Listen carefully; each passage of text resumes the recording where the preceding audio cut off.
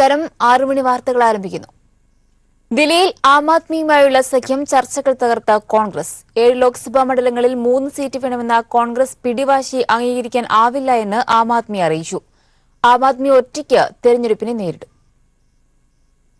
തെരഞ്ഞെടുപ്പ് തീയതികൾ പ്രഖ്യാപിക്കുന്നതിന് മുമ്പ് തന്നെ ദില്ലിയിൽ ആം ആദ്മിയും കോൺഗ്രസും തമ്മിലുള്ള സഖ്യചർച്ചകൾ ആരംഭിച്ചതാണ്. ആകെയുള്ള 7 ലോക്സഭാ സീറ്റും കൈവശമുള്ള ബിജെപിയോട് സഖ്യമായി പോരാടാൻ പ്രതിപക്ഷ കക്ഷികളും കേജ്രിവാളിനോട് ആവശ്യപ്പെട്ടു. പക്ഷേ 7-ൽ 3 സീറ്റ് വേണമെന്ന ആവശ്യത്തിൽ കോൺഗ്രസ് ഉറച്ചു നിൽക്കുന്നത് സഖ്യചർച്ചകൾ തകർത്തു. 2017 മുനിസിപ്പൽ തെരഞ്ഞെടുപ്പിന്റെ അടിസ്ഥാനത്തിൽ ദില്ലിയിൽ അപ്രസക്തമായി കഴിഞ്ഞു കോൺഗ്രസ്. 2 സീറ്റ് നൽകാമെന്നാണ് ആം ആദ്മി വാദം. 26% വോട്ടോടെ 49 സീറ്റിൽ ആം ആദ്മിക്ക് 2017 വിജയിക്കാനായി. 2014 ലോക്സഭാ തെരഞ്ഞെടുപ്പിൽ 33% വോട്ട് നേടാൻ കേജ്രിവാളിന് കഴിഞ്ഞു. എന്നാൽ കോൺഗ്രസ് ആകട്ടെ 15% ഒതുങ്ങി. ഒറ്റ സീറ്റിൽ പോലും വിജയിക്കാത്ത കോൺഗ്രസിന് വോട്ട് ഷെയർ പോലും ആർജിച്ചെടുക്കാൻ കഴിഞ്ഞില്ല. അതുകൊണ്ട് തന്നെ 2 സീറ്റിൽ കൂടുതൽ നൽകുന്നത് പരാജയ കാരണമാകുമെന്ന് കേജ്രിവാൾ ചൂണ്ടിക്കാട്ടുന്നു. സഖ്യചർച്ചകളെ രാഹുൽ ഗാന്ധി എതിർക്കുകയാണെന്ന് കഴിഞ്ഞ ദിവസം കേജ്രിവാളിന് തുറന്നു പറയേണ്ടി വന്നു. ഹരിയാനയിലും സഖ്യത്തിനായി കോൺഗ്രസ് താൽപര്യം കാണിക്കുന്നില്ല. പഞ്ചാബിലെ 13 സീറ്റിൽ ഒറ്റയ്ക്ക് മത്സരിക്കുമെന്ന് കേജ്രിവാൾ പ്രഖ്യാപിച്ചു. ബിജെപിക്കെതിരായ പ്രതിപക്ഷ ഐക്യത്തിന് പോലും കോൺഗ്രസ് വിലങ്ങുതടിയാകുകയാണെന്ന് UPA കക്ഷി നേതാക്കളും ചൂണ്ടിക്കാണിക്കുന്നു. News bureau, Delhi. UDFന്റെ ഔദ്യോഗിക പേജിലെ വ്യാജ പോസ്റ്റ് കയ്യോടെ പിടികൂടി സോഷ്യൽ മീഡിയ. ഫോട്ടോഷൂട്ട് നടത്തി വ്യാജ വാർത്ത സൃഷ്ടിക്കാൻ തെരഞ്ഞെടുത്തത് ചെല്ലാനം സ്വദേശിയാണ്. കൊച്ചിയിൽ നിന്നും വിഷ്ണുപ്രസാദ് തയ്യാറാക്കിയ റിപ്പോർട്ട് കാണാം. UDFന്റെ ഔദ്യോഗിക ഫേസ്ബുക്ക് പേജിൽ കഴിഞ്ഞ ഏപ്രിൽ 3-നാണ് ഈ ചിത്രം പ്രത്യക്ഷപ്പെട്ടത്. ലോക്സഭാ തെരഞ്ഞെടുപ്പിൽ കേരളം നേരിടുന്ന പ്രശ്നങ്ങൾ എന്ന രീതിയിൽ അവതരിപ്പിച്ച ഈ ചിത്രം വ്യാജമാണെന്ന് തെളിയുകയാണിപ്പോൾ. ചെല്ലാനം സ്വദേശിയായ ലാൽസൺ എന്ന യുവാവിന്റെ ഫേസ്ബുക്ക് പോസ്റ്റിലൂടെയാണ് UDF നടത്തിയ കള്ളത്തരം പുറത്തുവരുന്നത്. പ്രളയം ബാധിക്കാത്ത തീരദേശ മേഖലയായ ചെല്ലാനത്തെ VJ റാഫേൽ എന്ന വ്യക്തിയാണ് ചിത്രത്തിലുള്ളത്. സിനിമാ ഷൂട്ടിംഗ് നടക്കാറുള്ള ചെല്ലാനത്ത് ചായക്കടയിൽ ചായ കുടിക്കാൻ പോയ റാഫേലിനെയാണ് പോസ്റ്റർ ഷൂട്ടിനായി UDF പറ്റിച്ചത്. വൈകുന്നേരം ചായ അടിക്കാണ്ട് പോയപ്പോഴേക്കും പ്രാദേശികമായിട്ടുള്ള കുറച്ച് കോൺഗ്രസ്സുകാരപ്പോൾ ഒരു പോസ്റ്റ് എടുക്കാനാണെന്ന് കൈകൊണ്ട് നിന്നാൽ മതി എന്ന് പറഞ്ഞു. അങ്ങനെ എനിക്കറിയാൻ പറ്റില്ല, ഇതിനെപ്പറ്റി എന്താണെന്ന് അറിയാൻ പറ്റില്ല. അങ്ങനെ കൈകൊണ്ട് നിൽക്കുകയും ചെയ്തു.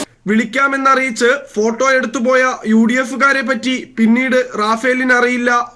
തുടർന്നാണ് 48,000 ലൈക്കുള്ള UDFന്റെ ഔദ്യോഗിക ഫേസ്ബുക്ക് പേജിൽ തന്റെ ചിത്രം പ്രത്യക്ഷപ്പെട്ടത് മരുമകൻ റാഫേലിനെ അറിയിച്ചത്. പ്രളയ സമയത്ത് റാഫേൽ കേരളത്തിലുണ്ടായിരുന്നില്ല എന്നും ലാൽസൺ പറയുന്നു. അമ്മാവന്റെ രണ്ടാമത്തെ മകൻ റിയാദിൽ ജോലി ചെയ്യാണ് നൈസായിട്ട്. മകനും മരുമകളുടെ ഒപ്പം അവിടെ ആയിരുന്നു അമ്മാവനും അമ്മായിയും. പ്രളയത്തിന് ശേഷം സെപ്റ്റംബർ 30-ാണ് അമ്മാവൻ തിരികെ കേരളത്തിലെത്തുന്നത്. മത്സരം ശക്തമായ എറണാകുളത്തെ UDF പ്രവർത്തകർ പരാജയ ഭീതിയിലാണ്. കള്ളം കയ്യോടെ പിടിക്കപ്പെട്ടിട്ടും എന്ത് ചെയ്യണമെന്നറിയാതെ കുഴങ്ങുകയാണ് UDF കേരള പേജിന്റെ അഡ്മിൻ. 40-ലധികം പേരാണ് സത്യം എന്തെന്നറിയാതെ പോസ്റ്റ് ഷെയർ ചെയ്തിട്ടുള്ളത്. കൊച്ചിയിൽ നിന്നും വിഷ്ണുപ്രസാദ്.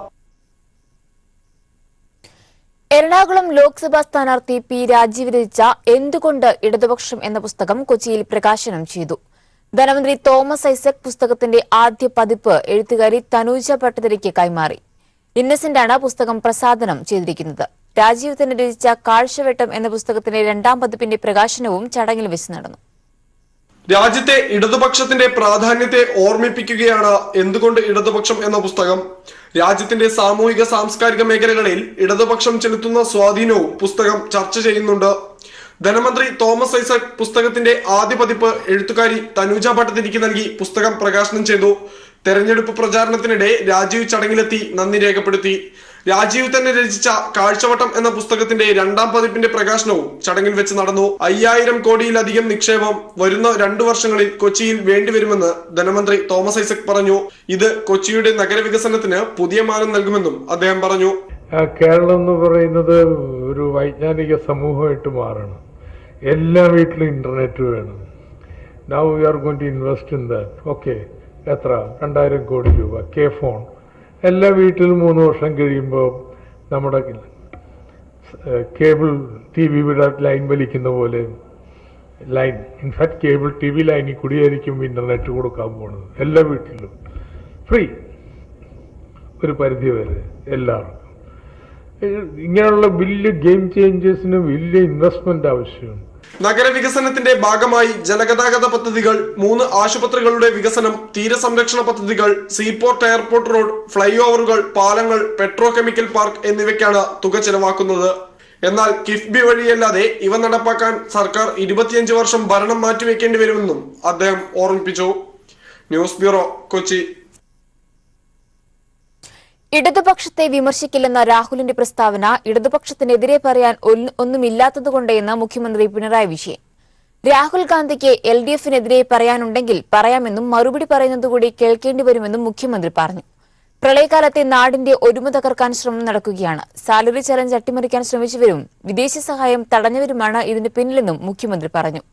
കോട്ടയം ലോക്സഭാ മണ്ഡലത്തിലെ മുളന്തുരുത്തിയിൽ LDF പ്രചരണ യോഗത്തിൽ സംസാരിക്കുകയായിരുന്നു മുഖ്യമന്ത്രി. ഇപ്പൊ പറയാണ് ഞങ്ങൾ ഇടതുപക്ഷത്തിനെതിരെ ഒന്നും പറയുന്നില്ല, നിങ്ങൾ എന്ത് പറഞ്ഞാലും ഞാനൊന്നും തിരിച്ചു പറയില്ല. എന്താണാവോ പറയാനുള്ളത്? പുറത്തു നിന്ന് ചിലർ നമ്മളെ സഹായിക്കാൻ തയ്യാറായപ്പോൾ ഞങ്ങൾക്കൊന്നും വേണ്ട, നിങ്ങൾ കൊണ്ടുപോകും എന്ന് പറഞ്ഞ് തള്ളിക്കളയുന്ന സമീപനം ചിലർ സ്വീകരിച്ചത്. അതെല്ലാം നമുക്കുള്ള പാരയായിരുന്നു. പക്ഷേ ഏത് പാരയായാലും ഈ കേരളത്തെ ഒരു നവകേരളമായി ഉയർത്തിക്കൊണ്ടുവരാനുള്ള ശ്രമം സംസ്ഥാന സർക്കാർ ജനങ്ങളുടെ പിന്തുണയോടെ നടത്തും എന്ന കാര്യത്തിൽ ആരും ശങ്കിക്കേണ്ടതായിട്ടില്ല. രാഹുൽ ഗാന്ധിക്ക് ഇത്തരം കാര്യങ്ങളിൽ എന്തെങ്കിലും പറയാനുണ്ടോ? ഉണ്ടെങ്കിൽ കേൾക്കാൻ ഞങ്ങൾക്ക് വളരെ സന്തോഷമാണ്. അങ്ങോട്ട് പറയുന്നത് കേൾക്കേണ്ടി വരും എന്ന് മാത്രം. BJPക്കെതിരായ മതേതര ശക്തിയെ കോൺഗ്രസ് ദുർബലപ്പെടുത്തുകയാണെന്ന് CPM സംസ്ഥാന സെക്രട്ടറി കോടിയേരി ബാലകൃഷ്ണൻ. BJP ഭരണത്തിൽ നിന്ന് പുറത്താക്കുന്നതിനു പകരം സങ്കുചിതമായ അജണ്ട നടപ്പാക്കാനാണ് കോൺഗ്രസ് ശ്രമിക്കുന്നത് എന്നും അദ്ദേഹം പറഞ്ഞു. ഇടുക്കിയിലെ ഇടത് സ്ഥാനാർത്ഥി അഡ്വക്കേറ്റ് ജോയ്സ് ജോർജിന്റെ പ്രചരണാർത്ഥമുള്ള പൊതുയോഗ ഉദ്ഘാടനം ചെയ്യുകയായിരുന്നു കോടിയേരി. വിശാല സഖ്യം രൂപീകരിച്ച് BJP സർക്കാരിനെ പുറത്താക്കാൻ ശ്രമിക്കേണ്ട കോൺഗ്രസ് ചെയ്യുന്നത് അത്തരം നീക്കങ്ങൾക്ക് തുരങ്കം വെക്കുകയാണ്. രാഹുൽ ഗാന്ധി മത്സരിക്കുന്നത് പ്രധാനമന്ത്രിയാകാനല്ല, പ്രതിപക്ഷ നേതാവാകാനാണ് എന്നും വയനാട്ടിൽ മത്സരിക്കുന്നത് സങ്കുചിത അജണ്ടയുടെ ഭാഗമായാണെന്നും CPIM സംസ്ഥാന സെക്രട്ടറി കോടിയേരി ബാലകൃഷ്ണൻ പറഞ്ഞു. ഒരു വീര പോരാളിയാണെങ്കിൽ അമേത്തിയിൽ മത്സരിക്കണ്ടേ? BJPയുടെ മടയിൽ കയറി ആക്രമിക്കണ്ടേ? അതിനു പകരം ഒളിച്ചോടി കേരളത്തിലേക്ക് വന്നിരിക്കുകയാണ്. വയനാട് വീര പോരാളികളുടെ നാടാണ്. പഴശ്ശിരാജാവിന്റെ മണ്ണാണ് വയനാട്. ആ മണ്ണിൽ ഒളിച്ചോടി വരുന്നവർക്ക് സ്ഥാനമില്ല എന്ന് വയനാട് തെളിയിക്കാൻ വേണ്ടി തയ്യാറെടുത്തുകൊണ്ടിരിക്കുകയാണ്. അതുകൊണ്ട് തന്നെ ഈ കോൺഗ്രസ് നേതൃത്വത്തെ ഒരു പാഠം പഠിപ്പിക്കണം. ഒരു പാർലമെന്റ് സീറ്റിൽ പോലും ഇത്തവണ കോൺഗ്രസ് ജയിച്ചുകൂടാ. എല്ലാ സീറ്റിലും കോൺഗ്രസിനെ തോൽപ്പിക്കണം. മോദി വീണ്ടും അധികാരത്തിലെത്തിയാൽ ഹിറ്റ്ലർ മോഡൽ ഭരണമായിരിക്കും ഇന്ത്യയിൽ ഉണ്ടാവുക. അവർക്ക് ഇനിയൊരു അവസരം നൽകാതിരിക്കാൻ ഇടതുപക്ഷത്തിന് സ്വാധീനമുള്ള ജനാധിപത്യ മതേതരത്വ സർക്കാർ രൂപീകരിക്കേണ്ടതുണ്ട് എന്നും കോടിയേരി പറഞ്ഞു. ഇടുക്കിയിലെ ഇടത് സ്ഥാനാർത്ഥി അഡ്വക്കേറ്റ് ജോയ്സ് ജോർജിന്റെ പ്രചാരണാർത്ഥമുള്ള യോഗത്തിൽ മന്ത്രി MM മണി, ഇടത് നേതാക്കളായ KK ജയചന്ദ്രൻ, PC ജോസഫ് തുടങ്ങി പ്രമുഖർ പങ്കെടുത്തു. News bureau, Idukki. Civil service പരീക്ഷാ ഫലം പ്രസിദ്ധീകരിച്ചു. റാങ്ക് പട്ടികയിൽ കേരളത്തിന് അഭിമാനമായി വയനാട്ടിലെ ആദിവാസി പെൺകുട്ടിയും ഇടം പിടിച്ചു. 410ാം റാങ്കുമായി ശ്രീധന്യ സുരേഷ് അഭിമാന നേട്ടം കൈവരിച്ചു. മലയാളികളായ R ശ്രീലക്ഷ്മിക്ക് 29ാം റാങ്കും രഞ്ജന മേരി വർഗീസിന് 49ാം റാങ്കും ലഭ്യമായി. 66ാം റാങ്കുമായി അർജുൻ മോഹനനും പട്ടികയിലുണ്ട്. ബോംബെ IIT ബിരുദധാരി കനിഷ്ക കഡാരിയ്ക്കാണ് 1ാം റാങ്ക്. അക്ഷയ് ജെയിന് 2ാം റാങ്കും ജുനൈദ് അഹമ്മദ് 3ാം റാങ്കും നേടി.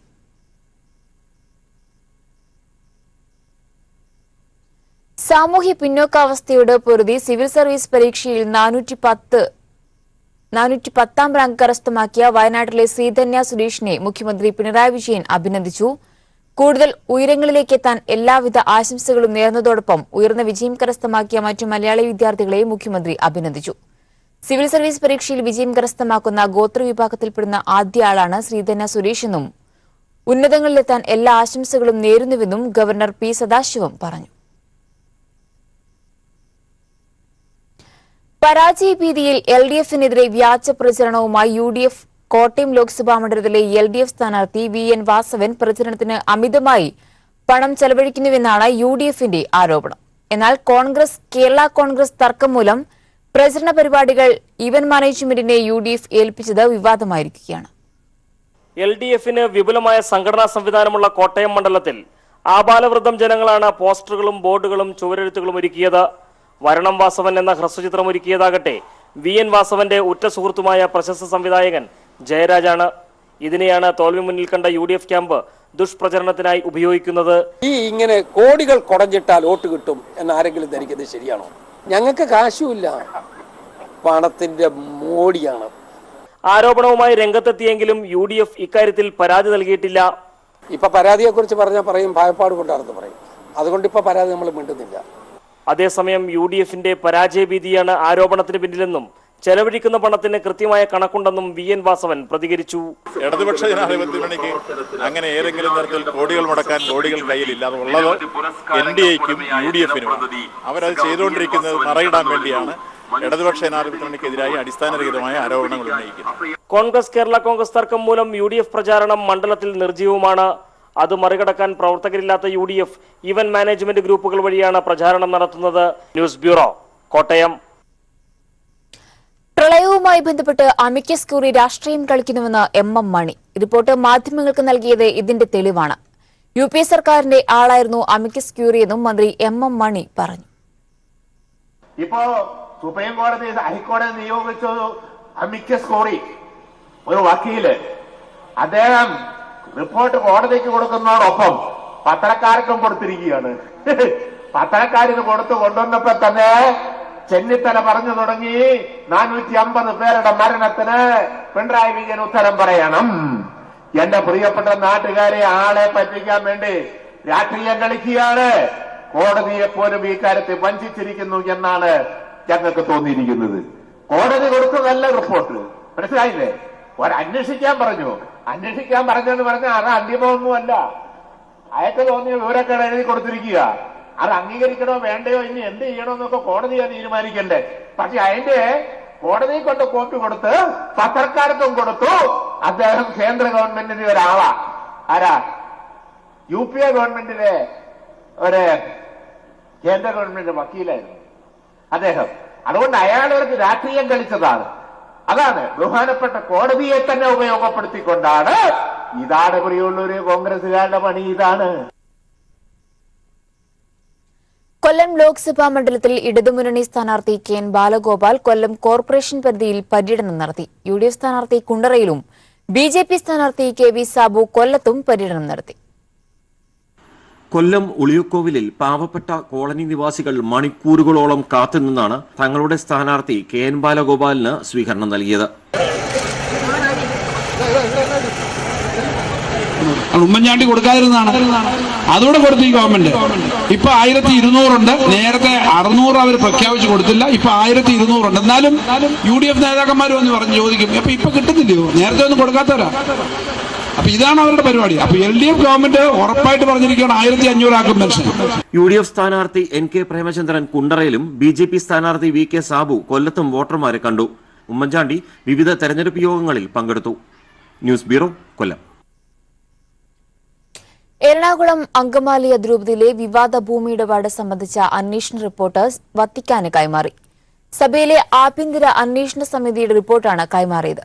റോമിലെത്തിയ അതിരൂപത അപ്പസ്തോലിക് അഡ്മിനിസ്ട്രേറ്റർ ബിഷപ്പ് ജേക്കബ് മാനത്തോടത്താണ് കർദിനാൾ ലേണാർഡോ സാന്ദ്രിക്ക് റിപ്പോർട്ട് കൈമാറിയത്. 2 മണിക്കൂറോളം നീണ്ട കൂടിക്കാഴ്ചയിൽ ഭൂമി വിവാദത്തെക്കുറിച്ചും വ്യാജരേഖ കേസിനെക്കുറിച്ചും വിശദമായ ചർച്ചകൾ നടത്തി. റിപ്പോർട്ട് ഗൌരവമായി പഠിച്ചതിനു ശേഷം തുടർ നടപടികൾ സ്വീകരിക്കുമെന്ന് കർദിനാൾ ലേണാർഡോ സാന്ദ്രി അറിയിച്ചു. മതനിരപേക്ഷത തകർക്കുന്ന നിലപാടുകളാണ് RSS സ്വീകരിക്കുന്നത് എന്നും മതനിരപേക്ഷത തകർക്കുക മാത്രമല്ല ഭരണഘടന പൊളിച്ചെഴുതണമെന്ന് RSS ആവശ്യപ്പെടുകയാണ് എന്നും മുഖ്യമന്ത്രി പിണറായി വിജയൻ. ജനങ്ങളെ ഭിന്നിപ്പിക്കാനാണ് RSS ശ്രമിക്കുന്നത്. ന്യൂനപക്ഷങ്ങൾക്ക് നേരെ നടക്കുന്ന വ്യാപക ആക്രമണങ്ങൾ ഇതിന് ഉദാഹരണമാണെന്നും മുഖ്യമന്ത്രി വ്യക്തമാക്കി. പത്തനംതിട്ടയിലെ ഇടതുമുന്നണി സ്ഥാനാർത്ഥിയായ വീണ ജോർജിന്റെ തെരഞ്ഞെടുപ്പ് പൊതുയോഗ റാന്നിയിൽ ഉദ്ഘാടനം ചെയ്ത് സംസാരിക്കുകയായിരുന്നു അദ്ദേഹം.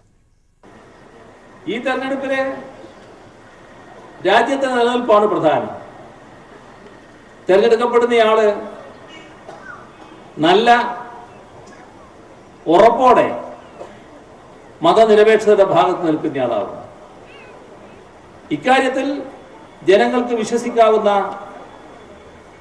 രാഷ്ട്രീയ ശക്തി ഇടതുപക്ഷ ജനാധിപത്യ മുന്നണിയാണ്.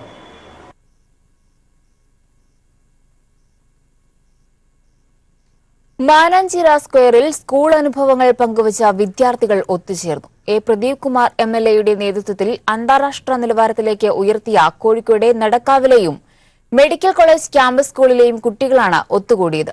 തെരഞ്ഞെടുപ്പിൽ പ്രദീപ് കുമാർ വിജയിക്കണമെന്ന ആഗ്രഹവും അവർ പങ്കുവച്ചു. കെ ലതീഷ് തയ്യാറാക്കിയ റിപ്പോർട്ട് കാണാം.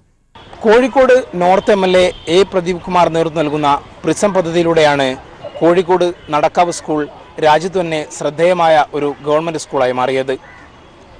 നടക്കാവ് സ്കൂളിലെയും കോഴിക്കോട് മെഡിക്കൽ കോളേജ് ക്യാമ്പസ് സ്കൂളിലെയും വിദ്യാർത്ഥികളാണ് മാനാഞ്ചിറ സ്ക്വയറിൽ അവരുടെ അനുഭവങ്ങൾ പരസ്പരം പങ്കുവെക്കാനായി ഇന്ന് ഒത്തുകൂടിയത്.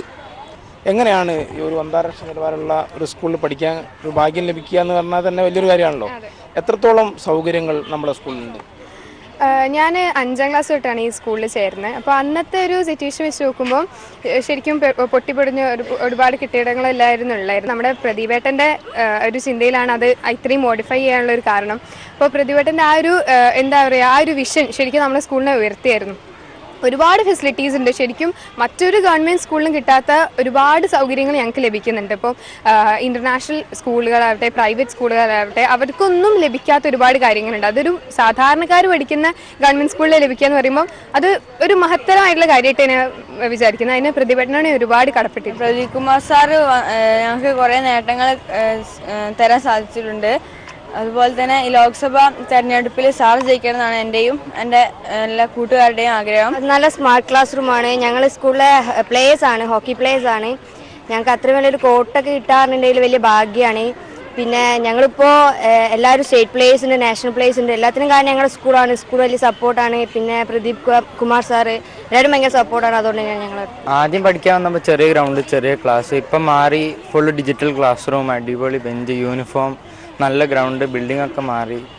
ഇപ്പം നല്ല ഇതിൽ പഠിക്കാൻ പറ്റും. അവിടെ പഠിക്കാൻ പറ്റിയ എൻ്റെ ഒരു ഭാഗ്യമായിട്ടാണ് ഞാൻ ഇപ്പോൾ കണക്കാക്കുന്നത്. ഇവർക്ക് ലഭിച്ച സ്മാർട്ട് ക്ലാസ് റൂമും അന്താരാഷ്ട്ര നിലവാരമുള്ള സ്കൂൾ സൗകര്യങ്ങളും സ്പോർട്സിനും ലഭിച്ച പ്രാധാന്യവും കോഴിക്കോട് ജില്ലയിലെ മറ്റു വിദ്യാർത്ഥികൾക്ക്, മറ്റ് കുട്ടികൾക്ക് കൂടി ലഭിക്കണം എന്ന ആഗ്രഹം കൂടിയാണ് മാനാഞ്ചിറ സ്ക്വയറിലെത്തിയ ഈ കുരുന്നുകൾ പങ്കുവച്ചത്. ക്യാമറാമാൻ ജിബേഷിനൊപ്പം കോഴിക്കോട് നിന്നും കെ ലതീഷ്.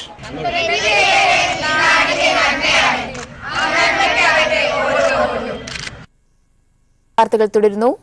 മമ്മൂട്ടി നായകനായ മധുരരാജ സിനിമയുടെ ട്രെയിലർ ലോഞ്ച് അബുദാബിയിൽ നടന്നു. ട്രെയിലർ ലോഞ്ചിൽ പങ്കെടുക്കാൻ മമ്മൂട്ടിയും സിനിമയിലെ അണിയറ പ്രവർത്തകരും അബുദാബിയിലെത്തി. ട്രെയിലർ ലോഞ്ച് അബുദാബി അൽവാദ മാളിൽ ആയിരങ്ങൾ പങ്കെടുത്ത ചടങ്ങിൽ നടന്നു. ദുബായ് ബ്യൂറോയുടെ റിപ്പോർട്ട് കാണാം. ഗൾഫിലെ സിനിമ ആസ്വാദകരെ ആവേശത്തിലാക്കിയാണ് മധുരരാജയുടെ ട്രെയിലർ ലോഞ്ച് ചെയ്തത്. അബുദാബി അൽവാദ മാളിലേക്ക് നേരത്തെ തന്നെ ആയിരങ്ങൾ ഒഴുകിയെത്തി. വൈകുന്നേരം 6 മണിയോടെ മാൾ മമ്മൂട്ടി ആരാധകരെ കൊണ്ട് നിറഞ്ഞു കവിഞ്ഞു. 7 മണിയോടെ താരരാജാവ് വേദിയിലേക്കെത്തി. തുടർന്ന് മധുരരാജയുടെ ട്രെയിലർ റിലീസ് ചെയ്തു.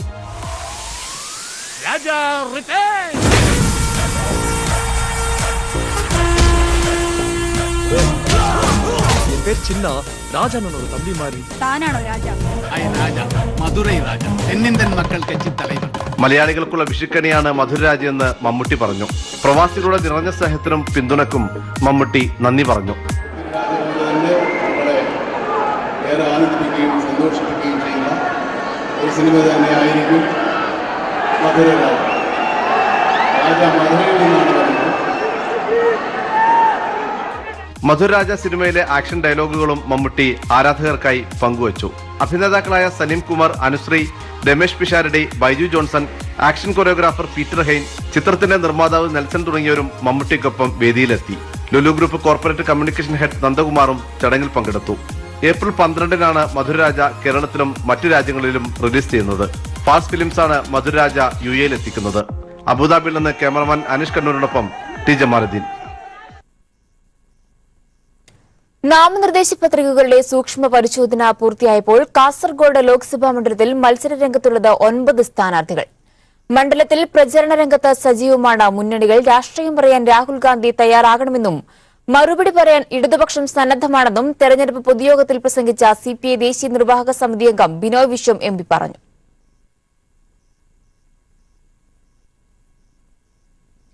കനത്ത ചൂടിൽ ജലാശയങ്ങളും പുഴകളുമെല്ലാം വറ്റിവരളുകയാണ്. 3 ജില്ലകളിലെ ആയിരങ്ങൾ ആശ്രയിക്കുന്ന ഭാരതപ്പുഴ നീർച്ചാൽ മാത്രമായി കഴിഞ്ഞു. വരൾച്ച നേരത്തെ എത്തിയതോടെ കടുത്ത ജലക്ഷാമം നേരിടേണ്ടി വരുന്ന ആശങ്കയുയർന്നു തുടങ്ങിയിരിക്കുകയാണ്.